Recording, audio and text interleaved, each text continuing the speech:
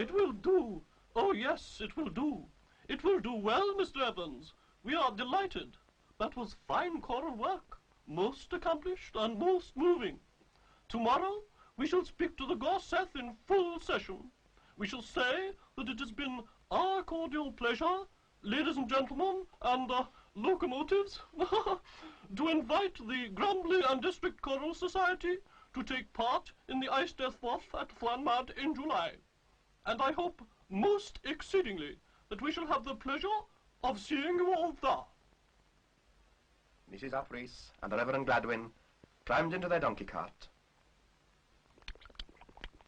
Oh, Evansville, there's delightful news. Oh, Jones, oh, Ivor, I am so happy I could weep. To sing in the Eisteddfod Fod, even our little Eisteddfod at Llanmad. It is the culmination of all our dreams. Evans the song wiped away a tear of happiness, and Ivor blew a little jig.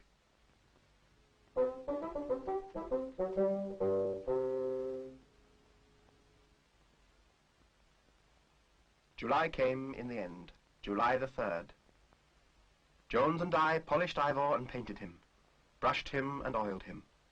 They got out the big open carriage they use for outings, and Mrs. Williams, the post office, made a new fringe for it with gold bubbles and a striped top. Evans the song himself came up with his paint and brushes, and he painted it all over blue with red and yellow flowers.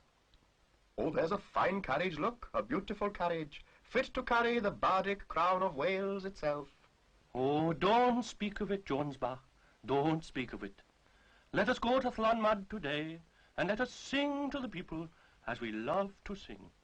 That will be joy enough for us, Edwin Jones. So they went to Llanmad. The choir was all gathered together in the open carriage, singing away, with Evans sitting on Ivor's coal conducting, as they travelled up the single line through the gap in the mountains.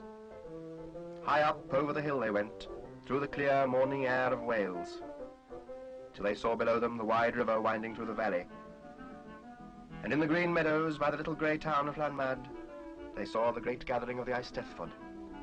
Tents there were, huge tents and solemn-looking people in white robes.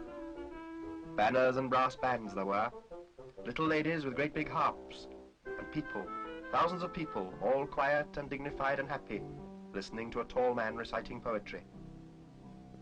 Ivor cut off his steam, and very quietly they rolled down the line to the siding of the Eisteddfod field. And there they stopped and waited.